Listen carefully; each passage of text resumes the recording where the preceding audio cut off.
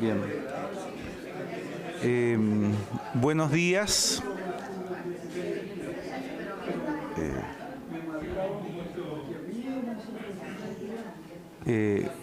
Buenos días. Bueno, normalmente nuestras actividades, en el caso, las actividades académicas son actividades siempre formales y siempre saludamos a todos, pero en esta ocasión estamos aquí fundamentalmente con queridos amigos, con gente que nos conocemos todos, así que voy a ser un poco más informal en esta oportunidad y voy a saludar a algunas personas, pero en realidad me va a faltar, porque en el fondo tendría que saludarlos a todos, porque todos son personas muy importantes y muy queridas por nosotros. Pero en primer lugar quiero saludar, por supuesto, a don Juan Antonio Mazzone, que es nuestro censor de la Academia Chilena de la Lengua, a nuestra tesorera, doña María Eugenia Góngora, a nuestra secretaria, doña Victoria Espinosa, y a quienes van a hablar con nosotros hoy. Como saben, va a partir don Alfredo Matus, que es director honorario de la Academia Chilena de la Lengua.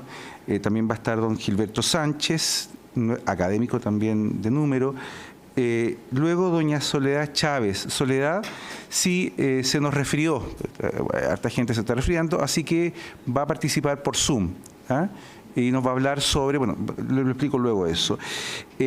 También, bueno, doña Alejandra Meneses, que también es académica, doña Victoria Espinosa, que también es académica, don Carlos González, don Felipe Hasler, también profesor de la Universidad de Chile, y don Juan Enis, profesor titular de la Facultad de Humanidades y Ciencias de Educación de la Universidad Nacional de La Plata, quien también nos va a hablar de algo un poco menos conocido, que es el epistolario de Rodolfo Lenz. También va a ser por Zoom, desde Argentina. Y claro, tengo que saludar a algunos amigos acá que están presentes, además de los miembros de la academia que están presentes, los académicos presentes. Está don Miguel Ángel Bargueto, que es vicepresidente de la Sociedad Chilena de Lingüística, don Miguel Donoso, director de estudios del Instituto de Literatura de la Universidad de los Andes, doña Carolina Tapia Valenzuela, jefa del Archivo de Literatura Oral y Tradiciones Populares de la Biblioteca Nacional, y don René Zúñiga, quien es director del Departamento de Francés de la Universidad Metropolitana de Ciencias de la Educación, que es donde justamente está el archivo de Rodolfo Lenz, una de las dos partes de este archivo que está entre la Biblioteca Nacional y la Universidad Metropolitana.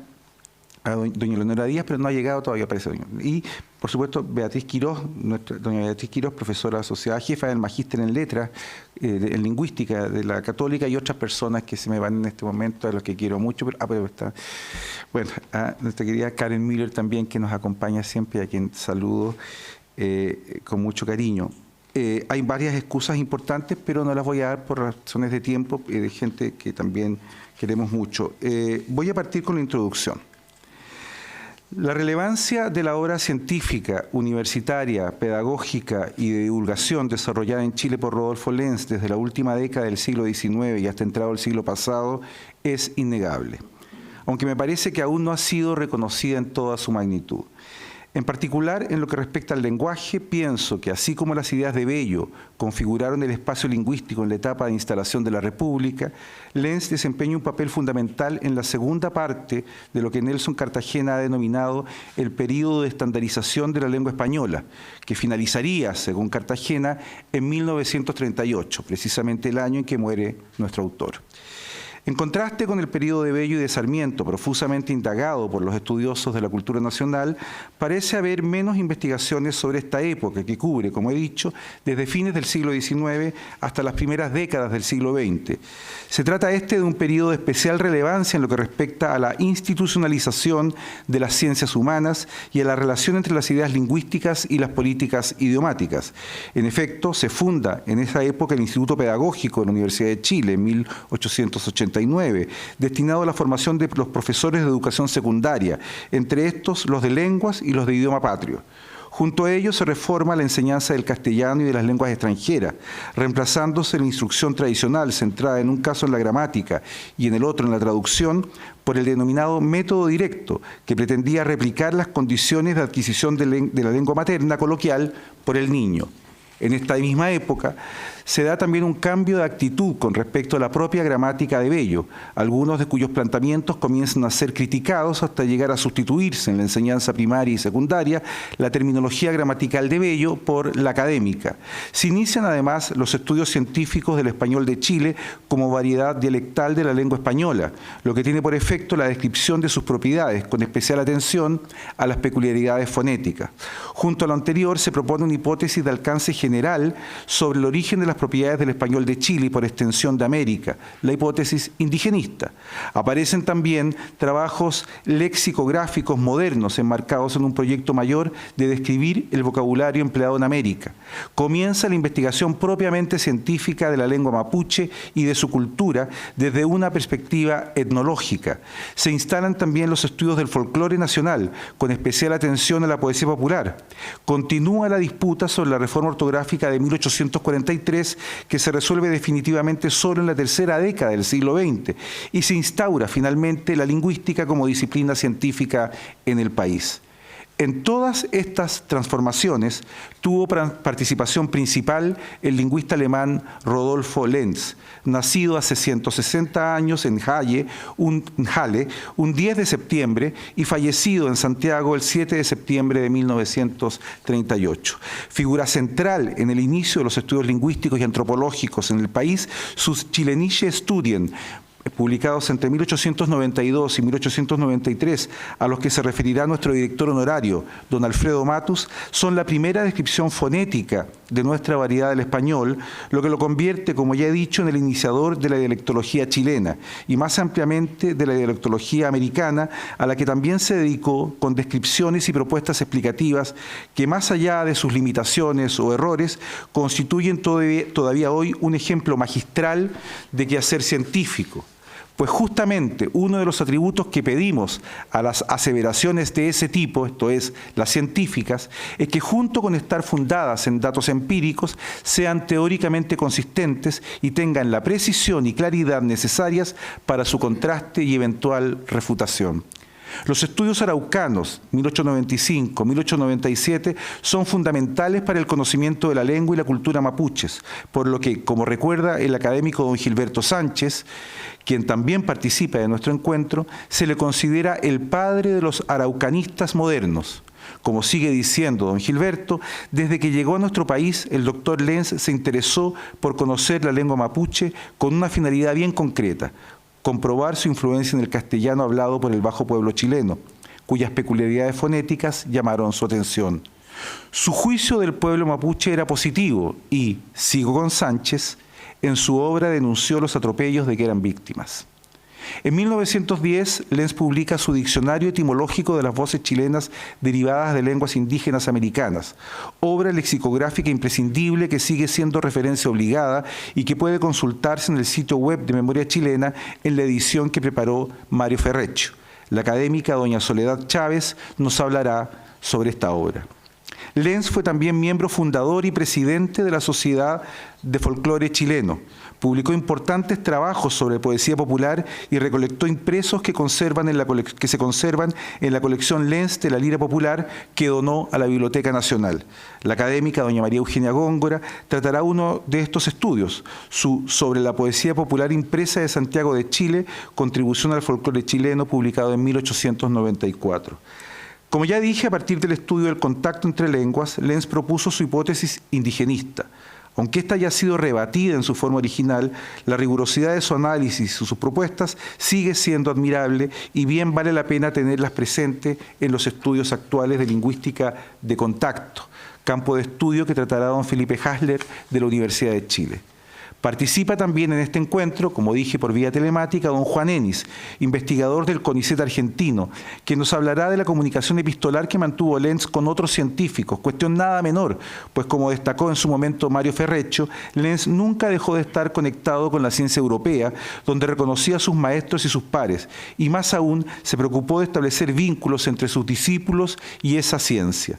con la oración y sus partes, de 1920, ensayó por primera vez en la lengua española, según Menéndez Pidal, una gramática de base psicológica, fundándose para ello en las ideas de Wilhelm Wundt, teórico cuyo pensamiento es fundamental para comprender el proyecto científico total de nuestro autor, en que se integraban las que hoy entendemos como distintas disciplinas de las ciencias humanas.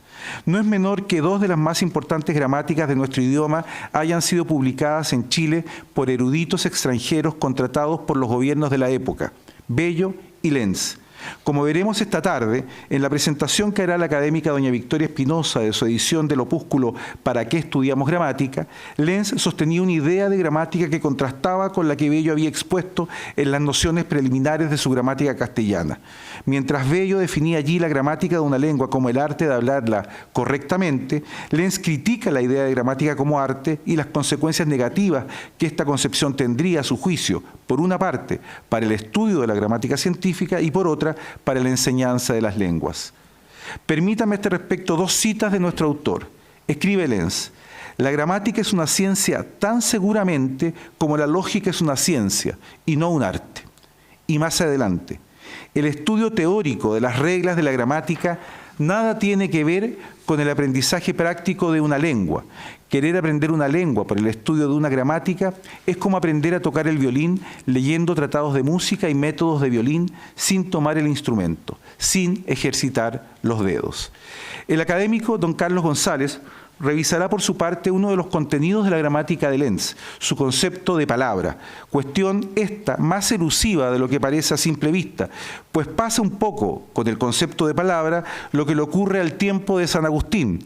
Si nadie nos pregunta qué es una palabra, lo sabemos, pero en cuanto queremos explicarle el concepto a otro, empiezan los problemas. Finalmente, la académica doña Alejandra Meneses contrastará aspectos centrales de la teoría gramatical de Lenz con el modelo que actualmente se emplea para enseñar la gramática en las aulas. Lingüista, etnólogo, estudioso del folclore, toda la actividad de Lenz se subsume en un proyecto mayor de caracterización lingüística, etnológica y psicológica del pueblo chileno, que nuestro autor entendía producto del mestizaje entre españoles y mapuches. Un proyecto filológico que alguna vez denominó demología y que es tributario de las ideas de Wundt sobre la psicología de los pueblos. Para sopesar el ascendiente en Lenz del pensamiento wundtiano, me remito a una cita de su texto Etnología y Folclore, relevada ya por Pavés Ojeda 2015. Cito a Lenz: la última palabra de esta más sublime y más difícil rama de la etnología, que saca las conclusiones generales de todas las demás ciencias etnológicas, es por ahora la insigne obra que acaba de publicar el gran filósofo alemán Guillermo Wundt, bajo el título Psicología étnica, investigación de las leyes de evolución del lenguaje, del mito y de la costumbre, incluyendo también la evolución de las artes y de los conceptos religiosos entre los hombres primitivos. Lenz tenía plena conciencia del sentido de su tarea, que, como he dicho, articulaba la lingüística, la psicología de los pueblos o étnica y el folclore.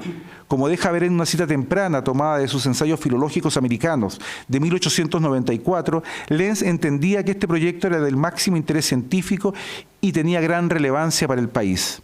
Cito: no necesitamos mencionar que en todos los pueblos cultos de Europa el estudio de los dialectos populares ocupa una posición muy importante, igualmente que el estudio de las costumbres, los cantares, los proverbios y dichos del pueblo, siendo todos estos ramos de una ciencia joven, denominada generalmente con la palabra inglesa folclore, la filología demográfica, o si se me permite un término nuevo, pero claro, la demología. Sería tiempo que se principiara igual estudio también en los países jóvenes y tan desconocidos de América. A estas tareas debe agregarse su labor en la educación. Junto con iniciar los estudios lingüísticos y de lenguas extranjeras en la Universidad de Chile, desempeñó un papel clave en la reforma de la enseñanza del castellano como lengua materna, cuestión a la que dedicó varios trabajos y en la que sus ideas conservan sorprendente vigencia. También cumplió un rol central en la reforma de la enseñanza de idiomas extranjeros en la educación secundaria, cambio que implicó innovaciones metodológicas que, científicamente fundadas, ponían a Chile en la vanguardia mundial en la materia, en sus propias palabras, así lo decía él. Como ha escrito Escudero, durante años y para muchos Lenz fue el hombre de los planes y programas de estudio de los idiomas francés, inglés, alemán, castellano. Por su quehacer en este ámbito, en 1912, la sección de idiomas del Congreso Nacional de Enseñanza Secundaria lo nombró presidente honorario de la misma, y en 1920, la Sociedad Nacional de Profesores, llamándolo sabio maestro de maestros, y con ocasión de sus 30 años de enseñanza, dejó, cito, constancia en actas de los grandes servicios prestados por usted a la enseñanza pública de Chile. No siempre venció. La crítica de Amado Alonso a su tesis indigenista fue en su momento lapidaria. Firme partidario de la ortografía de Bello, debió resignarse a su sustitución por la académica en 1927. Tuvo también detractores, como Eduardo de la Barra, en El embrujamiento alemán. Rodolfo Lenz llegó a Chile en 1890, junto a otros doctores alemanes con el objeto de instalar el Instituto Pedagógico de la Universidad de Chile. Con solo 26 años y contratado simplemente y solo para dictar los cursos de inglés, francés e italiano, el contrato lo dice que él no puede dedicarse a otras cosas. Fue contra las restricciones del contrato de trabajo que había firmado con el Estado. Y gracias a sus estudios, sus clases, su rol de intelectual público y su rigurosa y constante dedicación, modificó sustancialmente el espacio de las humanidades, la educación y las ciencias sociales en nuestro medio, haciéndolas parte de los avances científicos de la época. Para ilustrar finalmente su carácter y su compromiso con la investigación y el conocimiento del lenguaje, me serviré de un último ejemplo y con esto termino. En 1921, es decir, pasado 30 años de su llegada al país, el gobierno le permitió viajar a Europa. Embarcado en un vapor holandés, recaló en Curazao, donde conoció el papiamento, la lengua criolla de la isla. Tras leer unos libritos elementales sobre el idioma, conoció a un cocinero antillano, con quien se reunió periódicamente para conocer mejor la lengua. En 1928, siendo ya profesor jubilado de la universidad, publicó El papiamento, la lengua criolla de Curazao, la gramática más sencilla. En el prólogo del libro, entre otros temas, narra su relación con el cocinero Natividad Cili, el héroe, nos dice Lenz, de estas páginas. Lo cito.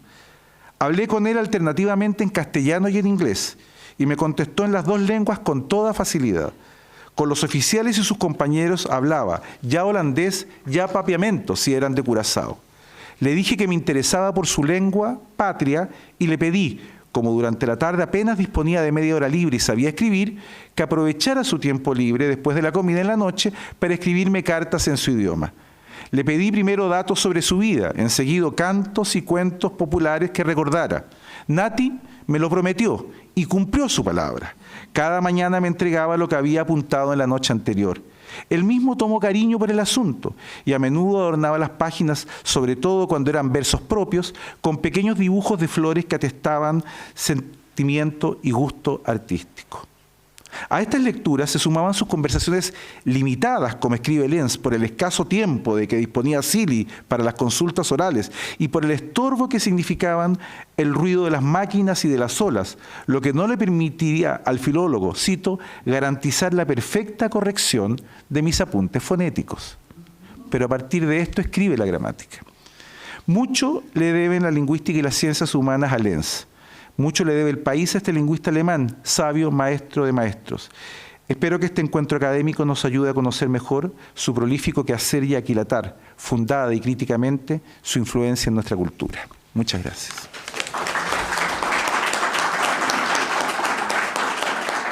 Bien.